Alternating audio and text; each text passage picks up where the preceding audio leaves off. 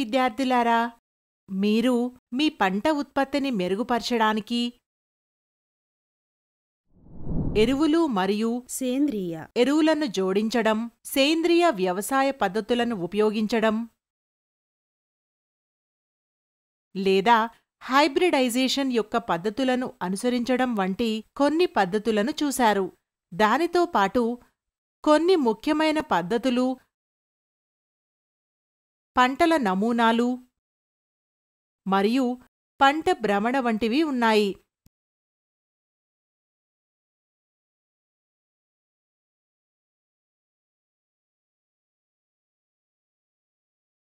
చివరగా ఉత్పత్తి చేయబడిన పంటను ఎలా నిర్వహించాలో మరియు రక్షించాలో మనం చూస్తాము.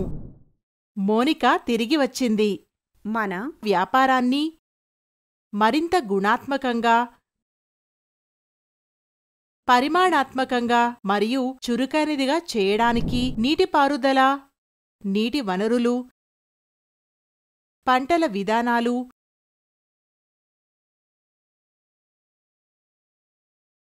పంట మార్పిడి మరియు పంటల రక్షణ నిర్వహణ కాన్సెప్ట్లపై పూర్తిగా దృష్టి సారిద్దాం.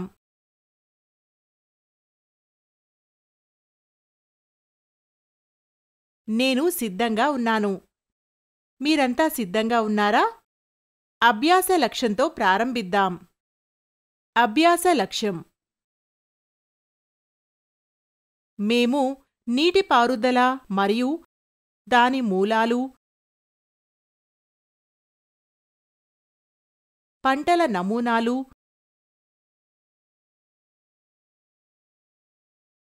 పంట మార్పిడి,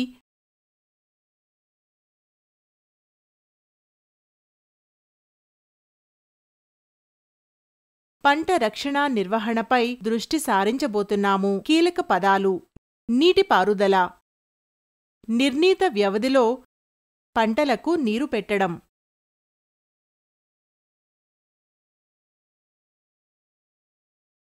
మిక్స్డ్ క్రాపింగ్, ఒకే పొలంలో 2 లేదా అంతకంటే ఎక్కువ రకాల పంటలను పండించడం. ఇంటర్ క్రాపింగ్, 2 లేదా అంతకంటే ఎక్కువ పంటలు ఒకే పొలంలో ఒక నిర్దిష్ట నమూనాలో ఒకేసారి విత్తుతారు. పంట మార్పిడి, ఒకే భూమిలో పునరావృతమయ్యే వివిధ రకాల పంటలను పండించే వ్యవస్థ. కలుపు మొక్కలు,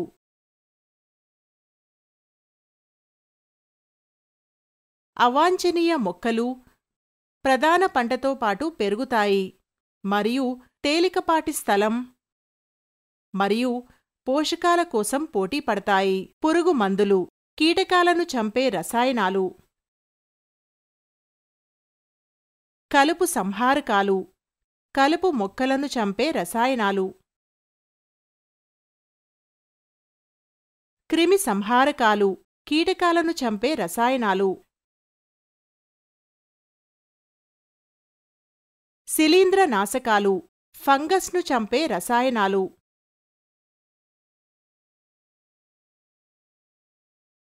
కాన్సెప్ట్ మ్యాప్.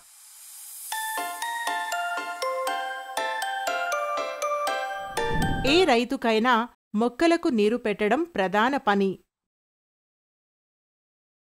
మీరు దానిని చూస్తారు. రైతులందరూ నాట్లు వేసిన తరువాత వర్షం కోసం ఎదురు చూస్తుంటారు. కాబట్టి నీటిపారుదల వనరులు ఏమిటో చూద్దాం. నీటిపారుదల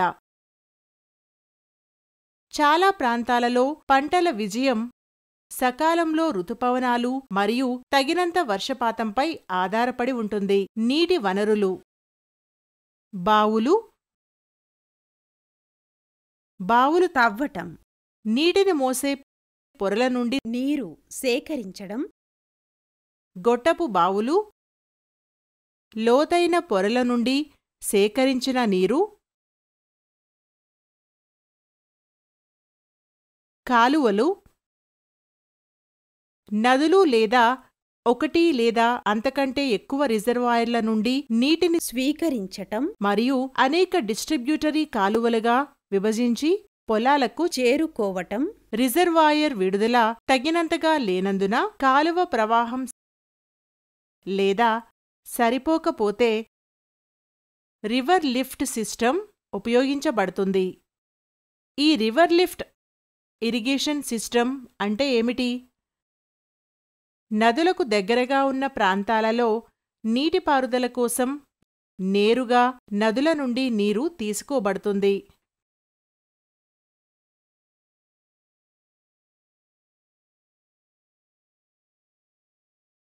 ట్యాంకులు చిన్న పరీవాహక ప్రాంతాల ప్రవాహాన్ని అడ్డగించి నిల్వ చేసే చిన్న నిల్వ జలాశయాలు. కాబట్టి నీటిమట్టం పెంచడానికి తాజా కార్యక్రమాలకు రావడం వర్షపు నీటి సంరక్షణ. చిన్న చిన్న చెక్ డ్యాంలను నిర్మించి భూగర్భ జలాలను పెంచాలి.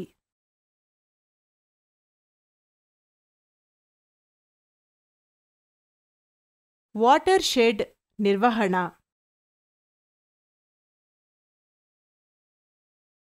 వర్షపు నీరు ప్రవహించకుండా మరియు నేలకోతను తగ్గించడానికి చెక్ డ్యాంలు. ఇంకొక టెక్నిక్కి వెళ్దాం. దీన్ని ఎంచుకోవడానికి కారణం రెండు వేర్వేరు పంటలకు పోషక అవసరాలు భిన్నంగా ఉంటాయి. తెగుళ్ళు మరియు వ్యాధుల వ్యాప్తిని నిరోధిస్తుంది. అంటే ఒక మొక్క వ్యాధి ఇతర మొక్కలకు వ్యాపించదు. రెండు పంటలు ఒకేసారి మంచి దిగుబడిని ఇస్తాయి. తెలుసుకోవడం ఆసక్తికరంగా ఉంది. ఆ టెక్నిక్ ఏమిటి? క్రాపింగ్ నమూనా మరియు పంట భ్రమణం.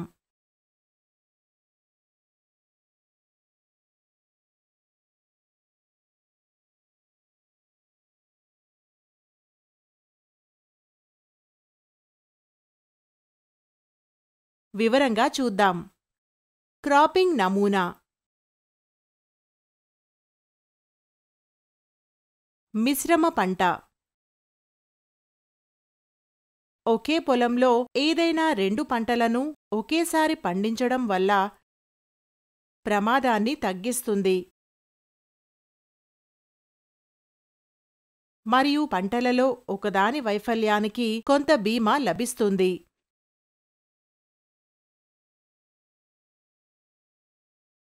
ఉదాహరణ: గోధుమ గ్రాము, గోధుమ ఆవాలు, వేరుశెనగ పొద్దుతిరుగుడు,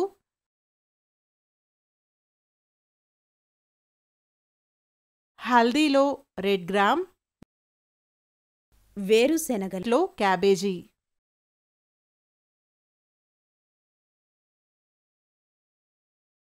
ఇంటర్ క్రాపింగ్ రెండు లేదా అంతకంటే ఎక్కువ పంటలు ఒకే పొలంలో ఒక నిర్దిష్ట నమూనాలో ఏకకాలంలో విత్తుతారు. ఉదాహరణకి సోయాబీన్, మొక్కజొన్న, బజ్రా, ఫింగర్ మిల్లెట్, కౌపీ, లోబియా.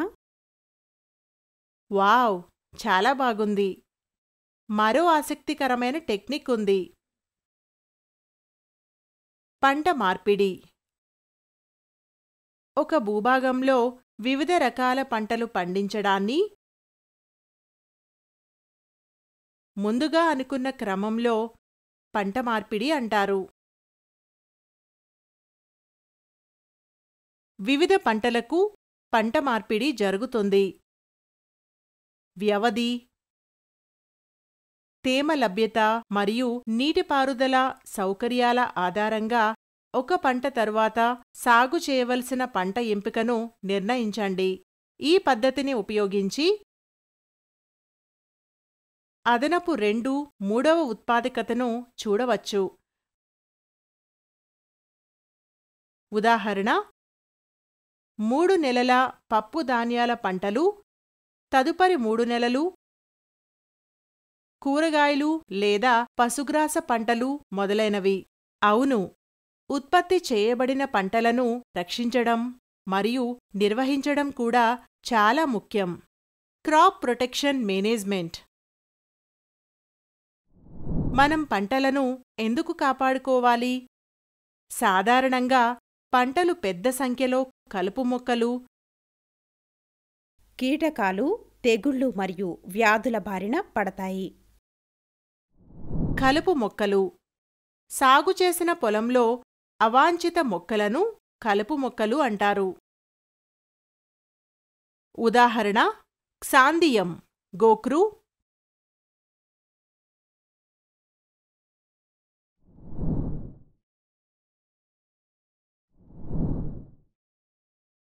కీటకాలు మరియు తెగుళ్ళు సాధారణంగా పంటలపై దాడి చేసి దిగుబడిని తగ్గిస్తాయి. ఇది 3 విధాలుగా ఉంటుంది. అవి కాండం, ఆకు మరియు మూలాన్ని కత్తిరిస్తాయి. ఇవి మొక్కలోని వివిధ భాగాల నుంచి కణరసాన్ని పీలుస్తాయి. అవి కాండం మరియు పండ్ల నియంత్రణలోకి వస్తాయి.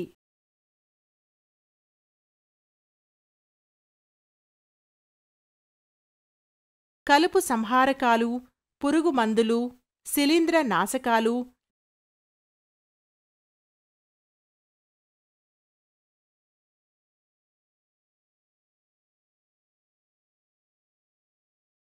నివారణ పద్ధతులు వంటి పురుగుమందుల వాడకం.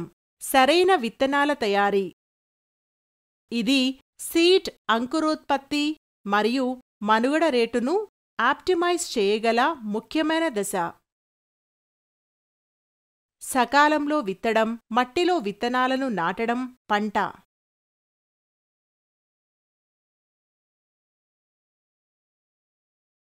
అంతర పంటలు, పంట మార్పిడి, మిశ్రమ పంటలు మరియు నిరోధక రకాల విత్తనాలను ఉపయోగించడం వంటి విధానాలను అనుసరించడం. ముందు జాగ్రత్త. రసాయనాల మితిమీరిన వినియోగం పర్యావరణ కాలుష్యానికి దారితీస్తుంది. సహజ తెగులు నియంత్రణ పద్ధతులు. సాధారణంగా రైతులు పంటలపై చీడపీడలను నియంత్రించడానికి పురుగుమందులు వంటి సింథటిక్ పైరెథ్రాయిడ్లను ఉపయోగిస్తారు.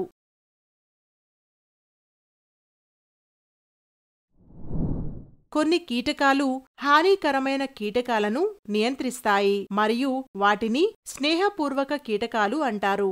ఉదాహరణ: స్పైడర్స్, డ్రాగన్ ఫ్లై, క్రిసోలా మిరిట్స్, లేడీ బర్డ్ బీటిల్ మొదలైనవి.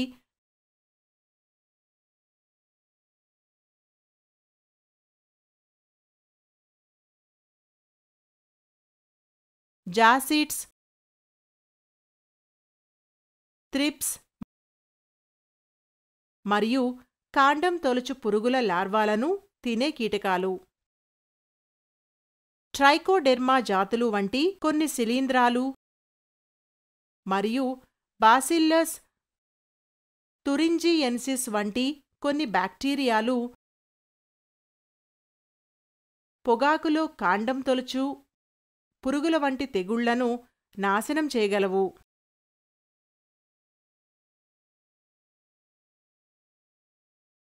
కొన్ని మిశ్రమ పంటలు కొన్ని తెగుళ్ళు మరియు వ్యాధులను కూడా నియంత్రిస్తాయి.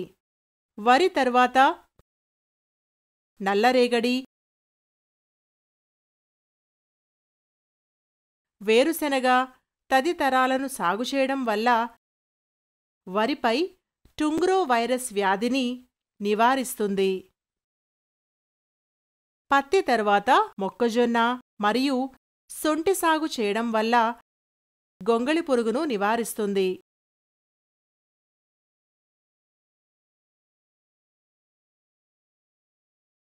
ఎర్రజొన్న తరువాత మొక్కజొన్న మరియు మొక్కజొన్న సాగు చేయడం వల్ల మచ్చల కాయతొలుచు పురుగులు మరియు ఎండిన వ్యాధులను నివారిస్తుంది.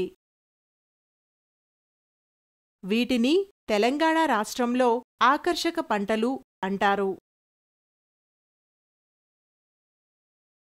మరియు ఇంకొకటి ఏమిటంటే, ఉత్పత్తి చాలా ఎక్కువగా ఉన్నప్పటికీ మనము సరైన నియంత్రణా చర్యలు తీసుకోవాలి. నిల్వ చేసే ముందు ఉత్పత్తులను ఖచ్చితంగా శుభ్రపరచడం, ఉత్పత్తిని సరిగ్గా ఎండబెట్టడం, మొదట సూర్యకాంతిలో, తరువాత నీడలో, ఆపై ధూమపానం, పొగతో శుద్ధి చేసే ప్రదేశం, కీటకాలను చంపే రసాయనాలు. పంట నిల్వను ప్రభావితం చేసే అంశాలు: బయోటిక్, కీటకాలు, ఎలుకలు, శిలీంధ్రాలు, పురుగులు మరియు బ్యాక్టీరియా. అబయోటిక్, నిల్వ స్థానంలో తగ్గని తేమ మరియు ఉష్ణోగ్రత.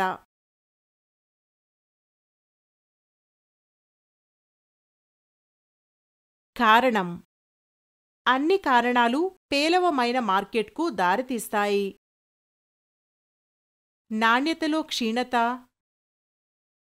బరువు తగ్గడం,